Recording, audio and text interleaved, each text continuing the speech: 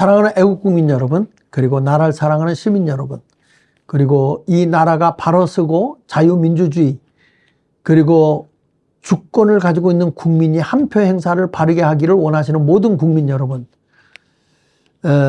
이렇게 제가 지금 세계적으로 일어나고 있는 부정선거에 대한 카르텔을 지금 설명을 하고 있는데, 오늘부터는 민주주의를 몰락시키는 부정선거라는 제목을 가지고 한번 살펴보도록 하겠습니다.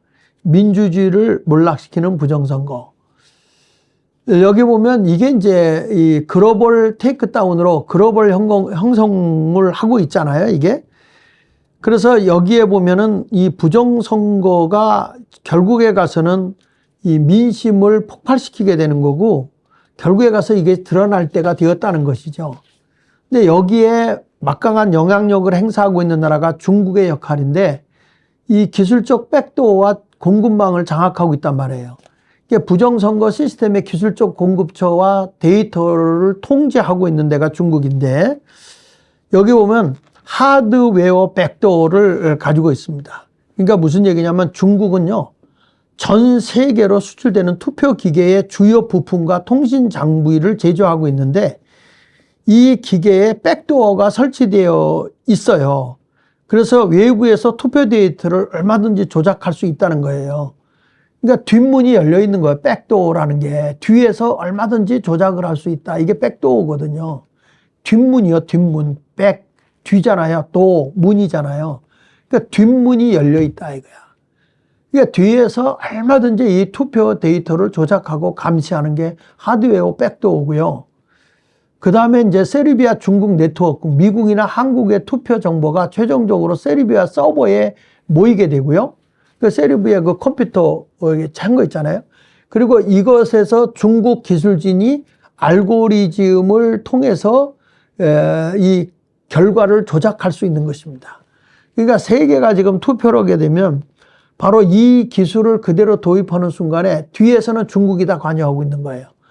그리고 거기에 있는 컴퓨터에 있는 그 정말 중요한 소프트웨어는 이 우리가 알듯이 이 베네수엘라에서 이렇게 만든 것을 거기다 탑재했고, 그리고 이것을 다 해가지고 통계해서 이 서버를 타고 세르비아에 가면 이 서버에서 세르비아에서 다 모이면 거기에 있는 기술진들에 의해서, 중국의 기술진입니다. 90여 명으로 알고 있는데, 그들에 의해서 결과가 조작이 이게 바뀌어진다는 거죠. 조작이 되니까. 그래서 이 모든 것은 화해의 개입이라는 겁니다. 그러니까 중국 화해 기술 기반인 선거 시스템의 경우 데이터 보안이 불가능하다는 거예요. 뒤에서 이미 다 중국 걸 쓰기 때문에 이 컴퓨터가 중국 거를 사용하는 순간에 이미 다 이게 기술 기반인 선거 시스템의 경우 데이터 보안이 불가능하다. 이렇게 말해주고 있는 것이죠. 그러니까 여러분, 지금 이런 부정선거가 세계적으로 많이 일어나고 있는 겁니다. 그래서 이 민주주의를 몰락시키는 이 글로벌 테이크다운이라는 이 부정선거에 대해서 하는데, 그 한국의 역할이 뭐였느냐, 이 부정선거 할 때 한국의 역할이 뭐였느냐, 부정선거 시스템의 수출 허브가 한국이었다는 거예요. 그러니까 부정선거 시스템을 확산시키는 세탁소이자 허브 노릇을 했는데, 이게 무슨 얘기냐면은 그 AF에서 세계 선거 기관 협의회입니다. 이 AF이라는 게 세계 선거 기관 협의회인데, 그 한국 선관위가 주도해서 만든 이 단체가 이 미국의 원조 기금을 받아서, 미국의 원조 기금이 바로 USAID거든요.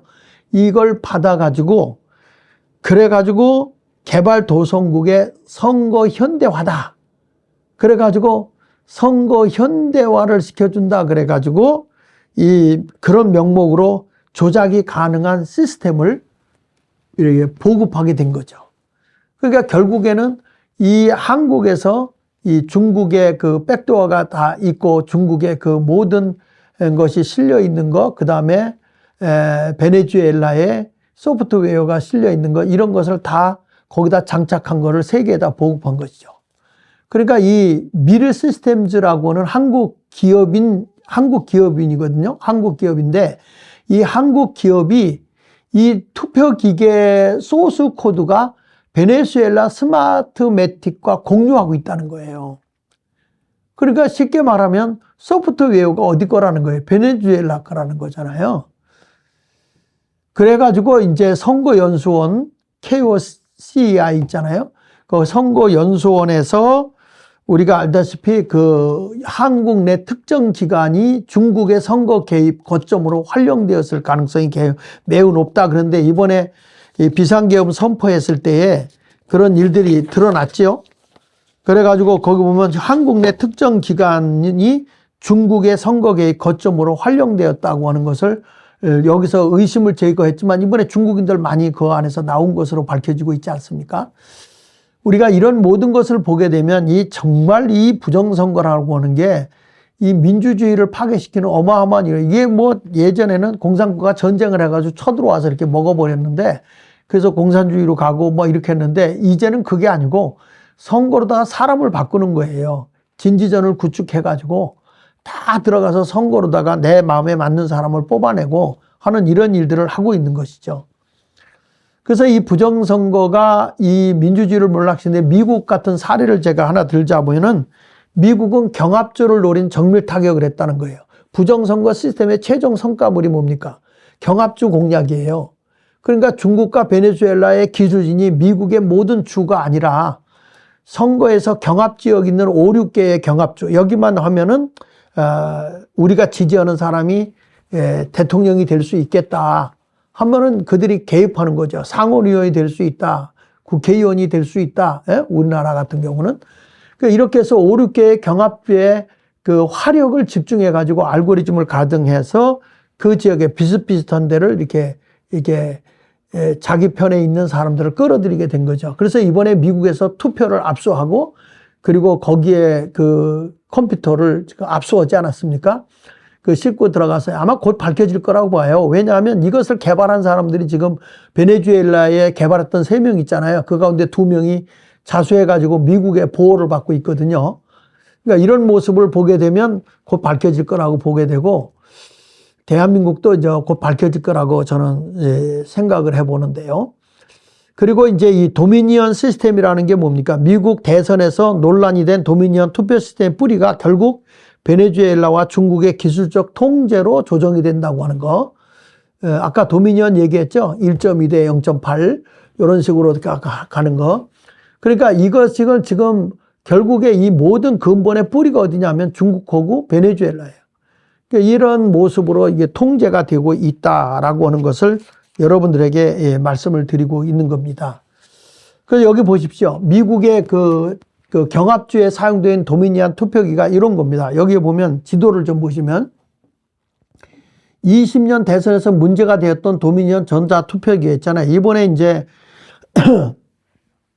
그 투표지를 압수하고 미국에서 트럼프가 침범해가지고 한 데가 어디냐면 저 조지아 있죠. 조지아주. 그 조지아의 그 플로리다 지역입니다. 플로리다 지역. 그러니까 여기에 있는 투표를 하는데 이렇게 이제 경합 지역 있는 데다가 표를 뺏어가지고서 이제 그 민주당이, 미국의 민주당이 이기도록 한 거죠. 그러면 여기서 이기면은 여기는 투표원이 하나도 없는 거잖아요. 몽땅 투표원이 민주당으로 가는 거죠. 공화당으로 가는 게 아니라 민주당으로 다 가버린단 말이에요. 그러니까 이런 식으로 그러니까 이게 비슷한 세력들이 이게 이제 막 견제가 왔다 갔다 하는 아주 누가 할지 모르는 이렇게 아주 치열한 경쟁을 하고 있는데만 이런 걸 해가지고 딱 하니까 누가 결국에는 대통령이 되느냐. 선거인단을 많이 데리고 가는 데가 이기는 거 아니겠어요? 그러니까 이런 일들을 미국에서 했다. 이제 이거를 지금 이제 이 책에서 다루고 있는 얘기예요. 그러니까 이런 모든 것을 보게 되면 사실 이 어마어마한 부정선거의 모습이 이 한국에서만 일어나는 것이 아니고 미국에서도 지금 일어나고 있는 것이기 때문에 이런 모든 부정선거의 내용이요. 한국 하나만 붙잡고 이거 합시다 해가지고 되는 게 아니에요. 이게 세계화되어 있기 때문에 세계의 카르텔을 형성하고 있기 때문에 이것을 세계적으로 잡아내지 않으면 안 되기 때문에 지금 미국이 움직이기 시작했고 또 미국에서 움직이면서 이 어마어마한 세력들을 도와야 돼요. 그럼 우리나라도 이것에 대해서 의식 있는 사람들이 다시 뭉치고 모여서 대한민국의 이 선거가 바르게 가도록 해야 되지 않느냐 하는 내용을 여러분들에게 제가 소개해 드리는 겁니다. 사랑하는 국민 여러분, 답답합니다. 안타깝습니다. 저는 전국을 돌아다니면서 그 자유통일당이 이제 0표가 나왔다 하는 지역을 제가 당일 투표에서도 0표가 나왔다 하는 데를 가서 다 돌아다녀 봤어요. 그 돌아다녀 보면서 보니까 투표한 사람, 당원이었던 사람, 당비를 낸 사람, 이런 사람들이 상당수가 그날 투표했다는 투표 확인증까지 다 띄고 이런 일들을 다 했어요. 그래가지고 이거는 부정선거다. 그리고 고발을 했어요. 그랬는데 그냥 바로 기각을 시키잖아요. 이 선거관리위원, 판사들이 대법관이 거기 투표관리위원이니까 이게 되겠습니까? 그래서 투표한 사람이 당사자들이 직접 고소를 했어요. 제3자가 하면 고발이지만 당사자가 하면 고소자잖아요. 왜 우리 지역에서 내가 투표를 했다. 그날 투표를 했다. 그 투표한 날짜도 있고 내가 자유통일당을 찍었다. 이런 사람들을 여러 사람을 제가 데려가서 고소를 했고 그분들이 증인으로도 와서 다 했는데 이 사람들 만나보지도 않고 그냥 기각시켜 버렸어요. 여러분, 이런 모든 것을 보게 되면 대한민국도 이거 심각한 거 아닙니까? 어떤 사람은 뭐 투표에 영향이 없어서 그렇다고 하는데 그게 일부일 뿐이지요. 아니 이게 당비 내고 있는 사람들만 뽑아서 한 거란 말이에요. 그러니까 이런 것들을 우리가 보게 되면 어마어마한 부정선거가 있었다고 저는 믿고 있는 사람이에요. 왜? 제가 조사를 했기 때문에 전국을 제주도까지 제가 돌아봤잖아요. 그러니까 이런 어마어마한 일들이 일어나고 있음에도 불구하고 우리들이 이 부정선거를 가볍게 여기고 또 금년 6월 달에 지자체 선거 하면 뭐 합니까, 여러분? 하면 뭐 합니까? 이렇게 지금 다 이런 전자투표 시스템으로 부정선거를 한다면 우리가 이길 방법이 없는데 이게 국민의 주권을 빼앗기고 강탈당하는 것인데 이거 되겠습니까? 안 되잖아요. 사랑하는 국민 여러분, 우리 이 나라를 위해서 부정선거 반드시 밝혀내도록 우리 모두 각 지역에서 기도하시는 분들 기도하시고 그리고 함께 연합돼서 움직이는 일들에 우리 모두 움직여 주시기를 바랍니다. 사랑하는 국민 여러분, 어떻습니까? 이제 계속해서 이걸 밝히면 밝힐수록 더 심각한 문제들이 나오게 될 거라고 생각합니다. 구독, 좋아요, 댓글 부탁드리겠습니다. 제가 몸이 좋지 않아서 이렇게 간단하게 끊겠습니다. 감사합니다.